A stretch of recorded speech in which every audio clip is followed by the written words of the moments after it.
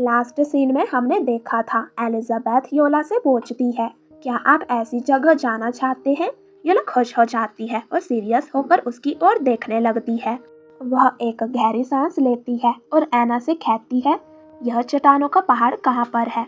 क्या यह यहाँ से बहुत दूर है?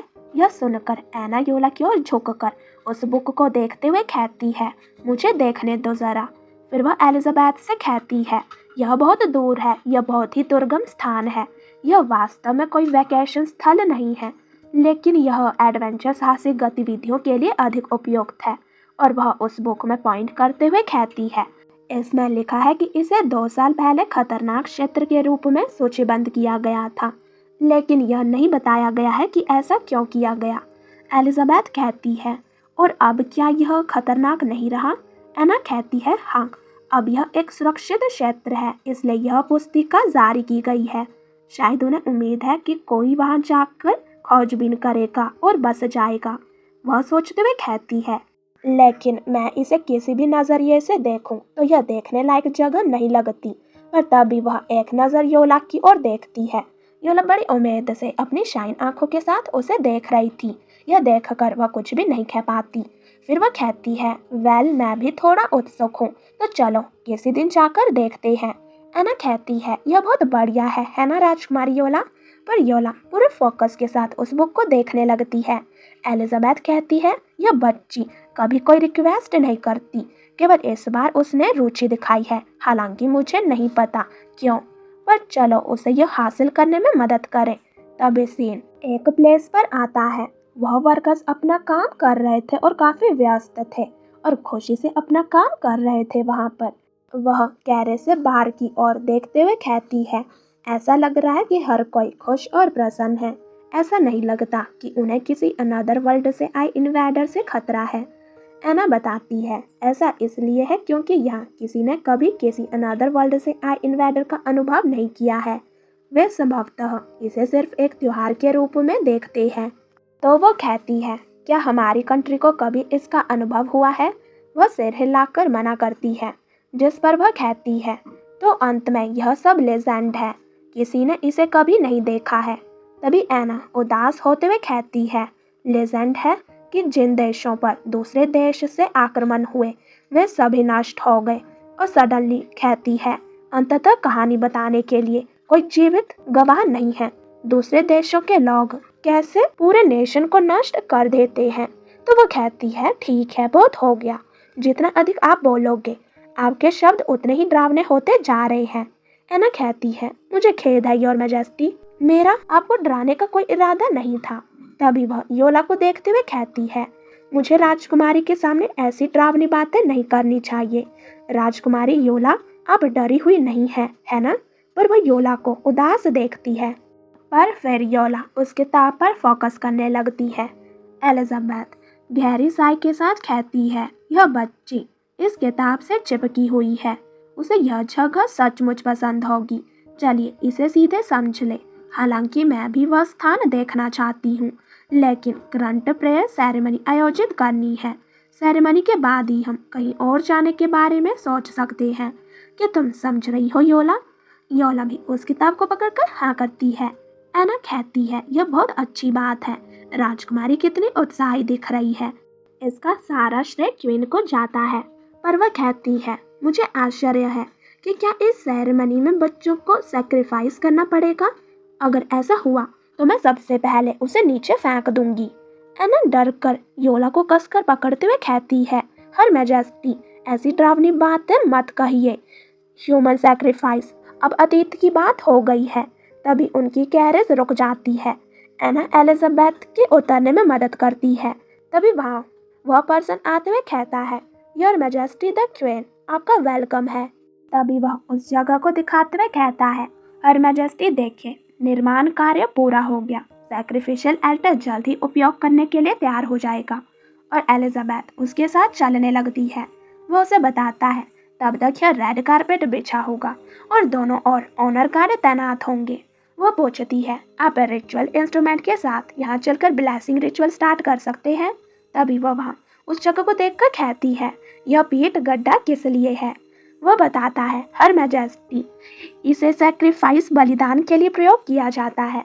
वह कंफ्यूज होकर उसकी ओर देखकर कहती है, हमें यहाँ क्या बर्न करना चाहिए? वह कहता है, आपको नहीं पता, रिचुअल के आधार पर हम क्या चढ़ावा चढ़ाते हैं यह अलग अलग होता है। अधिकतर ये पालतू जानवर, भेड़ और अन्य बलि पशु होते हैं, और यदि वह बड़े पैमाने की सेरेमनी है तो कभी कभी सैकड़ों लोगों की आवश्यकता होती है, पर छोटी सेरेमनी के लिए 1 या 2 पर्याप्त है। वह शौक होते हुए कहती है, इतने सारे? तो क्या मांस को जलाने के बाद सभी को खाने के लिए डिस्ट्रीब्यूट कर दिया जाता है? तभी वह कहता है, हर मैजेस्टी, क्या मजाक कर रहे हैं? देवताओं को जो अर्पित किया जाता है उसे हम कैसे खा सकते हैं? सभी चढ़ावे पूरी तरह से जलकर राख हो जाने चाहिए। वह सोचती है, क्या बहुत ज्यादा बर्बादी नहीं है? इन सैक्रिफिशियल रीति रिवाजों का क्या मतलब है? तभी वह पूछता है, योर हाइनेस, क्या इस सेरेमनी के लिए चढ़ावे के प्रकार और क्वांटिटी का निर्णय हो गया है? वह कहती है, नहीं, अभी तक नहीं, मैंने इस पर गहराई से नहीं सोचा है। तो वह कहता है, रिचुअल की प्रक्रिया और समय के बारे में क्या? वह तभी थोड़ा ऑकवर्ड होते हुए कहती है, वह मुझे भी समझ नहीं आया। तो वो कहता है, मैं जानता हूँ कि आप अभी अभी अल्सिया कॉन्टिनेंट से आए हैं। वेल योर मैजेस्टी, अभी भी बहुत कुछ ऐसा है जो आप नहीं समझते। आप कोर्ट मैजिशियन से बात क्यों नहीं करते? वह स्टैंड होते हुए कहती है, कोर्ट मैजिशियन? फिर वह कैरेज में आ जाते हैं। एलिजाबेथ एना से पूछती है, कोर्ट मैजिशियन कहाँ है? मुझे उसके साथ प्रेयर सेरेमनी पर चर्चा करनी है। एना बताती है, प्रेयर सेरेमनी के निकट आने पर मैजिशियन को रॉयल पैलेस में तैयार रहना चाहिए, और वह वहाँ पहुँच जाते हैं। एलिजाबेथ उस प्लेस को देखते हुए कहती है, वाओ, क्या कोर्ट मैजिशियन यहाँ पर है? एना कहती है, मैंने सुना है कि कोर्ट मैजिशियन बहुत रहस्यमयी व्यक्ति है और इतिहास में सभी एम्परर ने उन्हें महत्व दिया है। वह कहती है, सभी एम्परर? क्या यह व्यक्ति बहुत बूढ़ा है? एना कहती है, मुझे नहीं मालूम, शायद मैजिशियन की कई पीढ़ियां रही होगी। तभी एक सोल्जर गेट खोलकर उनके पास आता है और ग्रीट करते हुए कहता है, हर मैजेस्टी द क्वीन, मैजिशियन चाहता है कि आप बात करने के लिए अंदर आए, और वह उसके साथ चलने लगती है। तभी वह एक डार्क रूम के पास पहुंच जाते हैं। एलिजाबेथ उस जगह को देखते हुए कहती है, मैजिशियन को क्या हो गया है? ऐसी पूरी तरह से अंधेरी जगह में रहना? एना कसकर योला को हाथ पकड़ लेती है, पर तभी उसे देखते हुए कहती है, प्रिंसेस योला, प्रिंसेस योला, आपको क्या हुआ? एलिजाबेथ भी उसकी ओर देखती है। योला बिल्कुल स्टिल खड़ी हुई थी। तभी एलिजाबेथ कहती है, आफ्टर ऑल यह तो एक बच्ची है, मुझे भी इस अंधेरी जगह से थोड़ा डर लगता है। फिर वह कहती है, भूल जाओ, तुम दोनों यहीं रहो, मेरे पीछे आने की कोई ज़रूरत नहीं है। मैं मैजिशियन से पूछूंगी कि तुम्हें मेंढक कैसे बनाया जाए। एना कहती है, प्रिंसेस योला, डरो मत, क्वीन सिर्फ मजाक कर रही थी। पिछले कुछ दिनों से बातचीत के बाद मुझे लगता है कि क्वीन उतनी डरावनी नहीं होगी जितना हमने सोचा था। योला भी उसकी बातों को सुन रही थी। तभी एलिजाबेथ उस सोल्जर से पूछती है, उस कोर्ट मैजिशियन का नाम क्या है? मुझे उसे कैसे संबोधित करना चाहिए? पर वह कहता है, मुझे नहीं पता, हम सभी उसे कोर्ट मैजिशियन के नाम से ही पुकारते हैं, कोई भी उसका असली नाम नहीं जानता। ऐसा कहा जाता है कि केवल वही लोग उसे आदेश दे सकते हैं जो उसका नाम जानते हैं, लेकिन एम्परर निश्चित रूप से उसका नाम जानता है। यह सुनकर वह कहती है, तो फिर जब मैं उनसे प्रेयर सेरेमनी के बारे में पूछने जाऊं तो मुझे क्या करना चाहिए? तो वह कहता है, चिंता मत करो हर मैजेस्टी, ऐसी प्रोसीजर और रिचुअल्स कोई बड़ी बात नहीं है, वह आपको अवश्य बता देंगे। तो वह खुश होते हुए कहती है, यह एक अच्छी बात है। इस मैजिशियन के अजीब स्वभाव में क्या है कि उसका नाम जानने की जरूरत है? तभी सोल्जर रुकते हुए उसे कहता है, यह वही स्थान है, कृपया अंदर जाइए।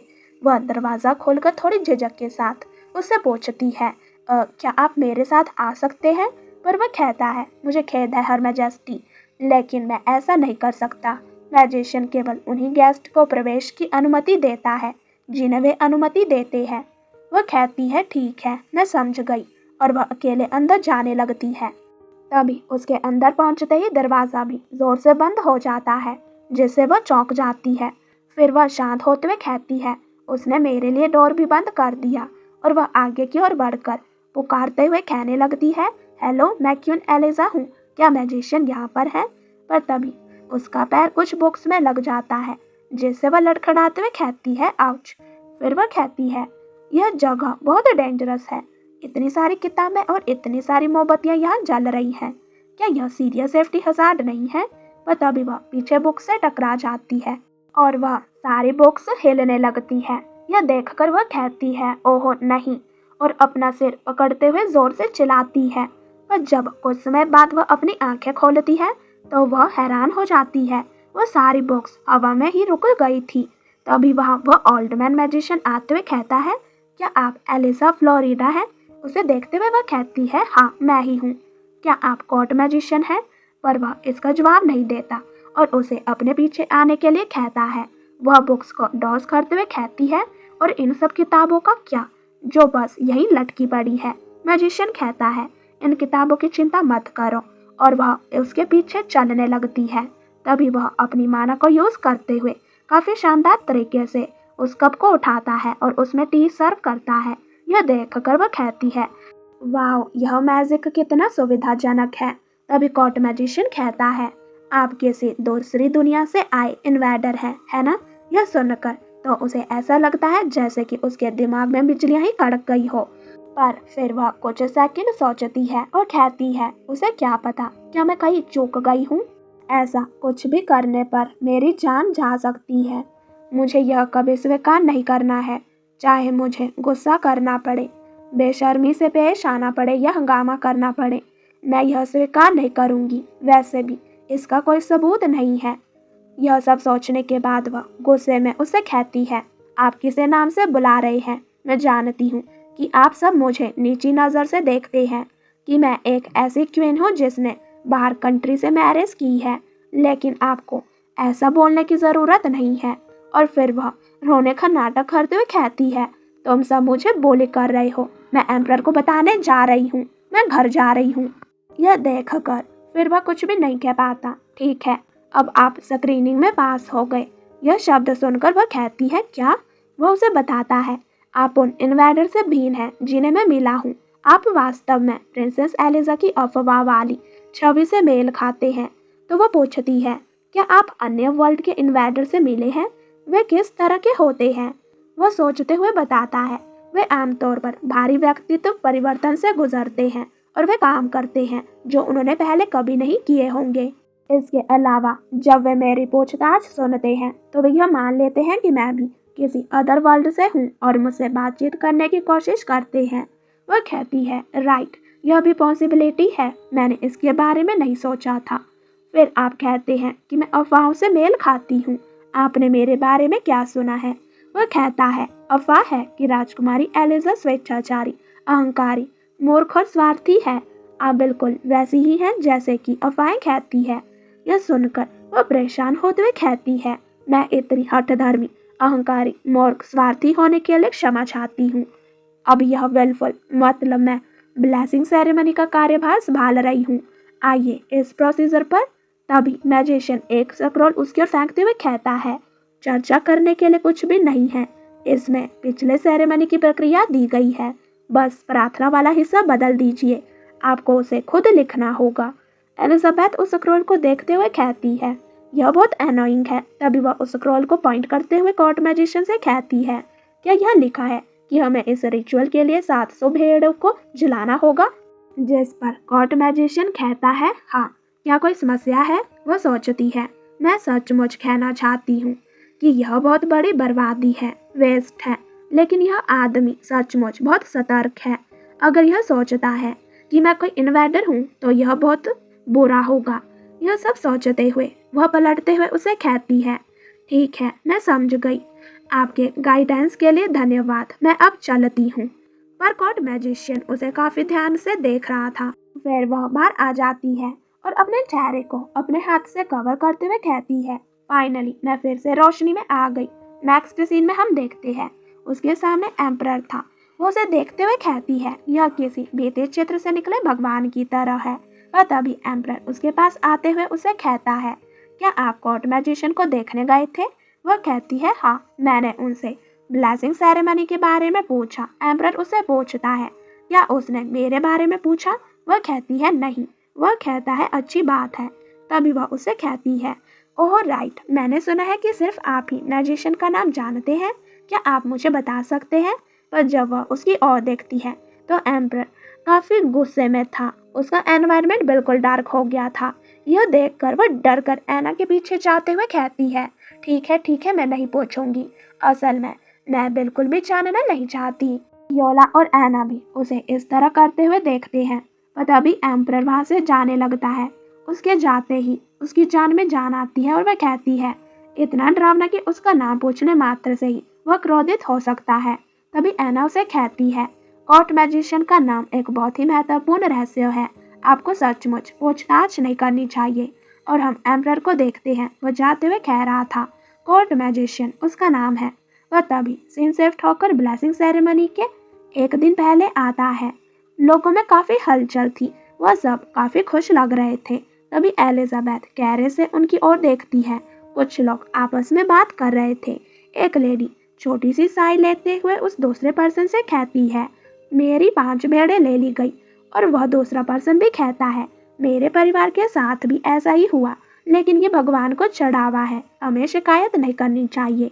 तभी एलिजाबेथ साइड में कोने में बैठे हुए कुछ लोगों को भी देखती है, जिनकी हालत काफी खराब लग रही थी। और तभी वह एना से कहती है, क्या तुम्हें वे सभी रसोइये और सहायक मिल गए जिनके बारे में मैंने पूछा था? एना कहती है, हाँ, मुझे सब मिल गए, लेकिन इतने सारे लोगों की क्या जरूरत है?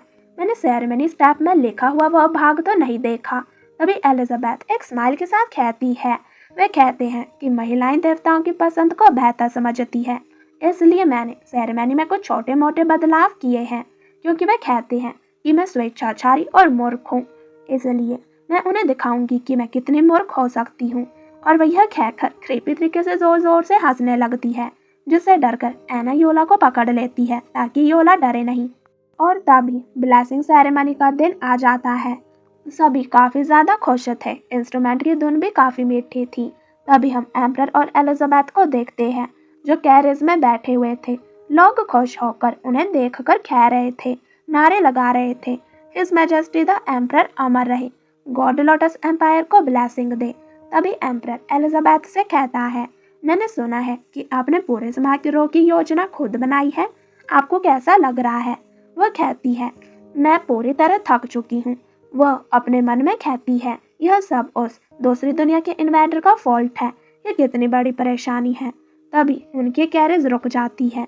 वह कैरेज से उतरकर आगे की ओर चलने लगते हैं और वह और भी जोर से वह धुन बजाने लगते हैं। तभी वह आगे पहुंच जाते हैं, पर तभी भीड़ में से एक पर्सन कहने लगता है, योर मैजेस्टी, योर मैजेस्टी। वह उसे देखकर कहता है, क्या हुआ? तभी दूसरा पर्सन चिल्लाते हुए कहता है, योर मैजेस्टी, सेरेमनी शुरू होने वाली है, लेकिन हमारे लोगों को प्रेयर करने या सैक्रिफिशियल एनिमल का वध करने की अनुमति नहीं दी जा रही है। तभी पीछे से एलिजाबेथ उनसे कहती है, चिंता मत करो, मैंने किसी और को इसका ध्यान रखने का प्रबंध कर दिया है, यह तुम्हारी चिंता का विषय नहीं है। यह वह सुनकर हैरानी से देखते हुए रिएक्ट करते हैं। हाँ, एम्परर उसकी ओर देखकर कहता है, क्या चल रहा है? यह देखकर वह ऑकवर्ड होते हुए कहती है, क्योंकि वध के बाद कई अनुवर्ती प्रक्रिया होती है, तो मैंने पहले से ही किसी और से सब कुछ तैयार करवा लिया था। पर एम्परर कहता है, क्या यह सिर्फ बाद में आग जलाने के बारे में नहीं है? एलिजाबेथ कहती है, यह इतना आसान नहीं है, कृपया इस तरफ आइए। सैनिक उन्हें हैरानी से देखते हैं और एम्परर एलिजाबेथ के साथ चलने लगता है। तभी वह कहता है, हाँ, ये स्मेल। तभी एलिजाबेथ उन्हें उस तरफ देखने के लिए कहती है। वह उस नज़ारे को देखकर चौंक जाते हैं, पर एम्परर शांत था। वह हैरानी से उस ओर देख रहा था। वहाँ काफी सारे मांस को पकाया जा रहा था। वहाँ से काफी अच्छी खाने की स्मेल आ रही थी। एम्परर कहता है, यह। पर तभी एलिजाबेथ कहती है, मैंने सोचा कि सिर्फ चढ़ावे को जला देना बहुत बड़ी बर्बादी होगी, विशेषकर तब जब बहुत सारे लोग भूखे हैं। एम्परर भी उन लोगों की ओर देखता है। वह कहती है, योर मैजेस्टी, आप इस बात पर मुझ पर नाराज तो नहीं है? पर एम्परर कुछ भी नहीं कहता। तभी एना आते हुए कहती है, योर मैजेस्टी, और क्वीन वह उनके पास आकर उन्हें ग्रीट करती है। तभी एम्परर उसे कहता है, आप यूजुअली राजकुमारी योला की देखभाल करती हैं, पर योला कहाँ पर है? एना हकलाते हुए कहती है, मैं तो बस राजकुमारी को ही ढूंढ रही थी, वह अचानक भाग गई। तभी एलिजाबेथ उसे पॉइंट करते हुए कहती है, क्या यह योला नहीं है? वह भी उसे देखती है। एना कहती है, प्रिंसेस योला। हम योला को देखते हैं, जो बड़े चाव से वह पकवान खा रही थी। तभी एना उसके पास आते हुए कहती है, राजकुमारी योला, ऐसे मत भागो, तुमने मुझे डरा दिया था। और योला उस पकवान को चबाते हुए अपने क्यूट आंखों के साथ एम्परर की ओर देखती है और उस पकवान को एम्परर की ओर बढ़ाती है। यह देखकर एना घबराते हुए कहती है, राजकुमारी। तभी एलिजाबेथ खुश होते हुए कहती है, कितनी विचारशील बच्ची है, वह तो अपने फादर के लिए खाना भी लाना जानती है। और एम्परर उसी की ओर देख रहा था। यह महसूस कर वह फ्लिंच हो जाती है और एम्परर के सामने वह अपने स्टेप मदर के करैक्टर में आते हुए कहती है, कितना असभ्य बच्चा है, आप किसी को यह भोजन कैसे दे सकते हैं जिसका एक निवाला आप पहले ही खा चुके हैं। तभी एम्परर उस फूड की ओर अपना हाथ आगे बढ़ाते हुए कहता है, रहने भी दो। और एम्परर उस फूड को लेकर खाने लगता है और यह देखकर एलिजाबेथ घबराते हुए उसे कहती है, तो फिर अब आप मुझे दोष नहीं देंगे। उन लोगों को देखते हुए एम्परर उसे कहता है, एलिजाबेथ, तुम्हें आगे बढ़कर भोजन की घोषणा करनी चाहिए, लगता है सब काफी समय से इंतजार कर रहे हैं।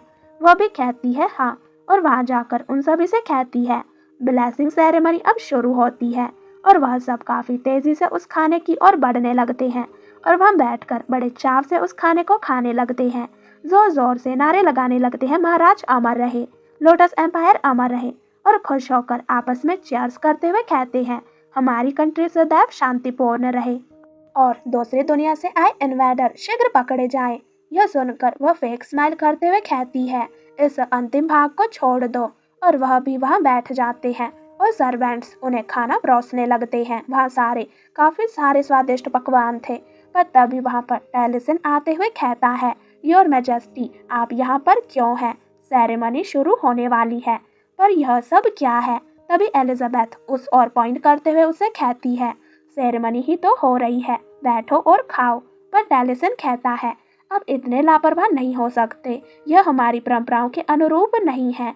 एम्परर कहता है, परंपराएं, कुछ परंपराओं को बदलना चाहिए। टेलिसन हैरान होते हुए कहता है, योर मैजेस्टी।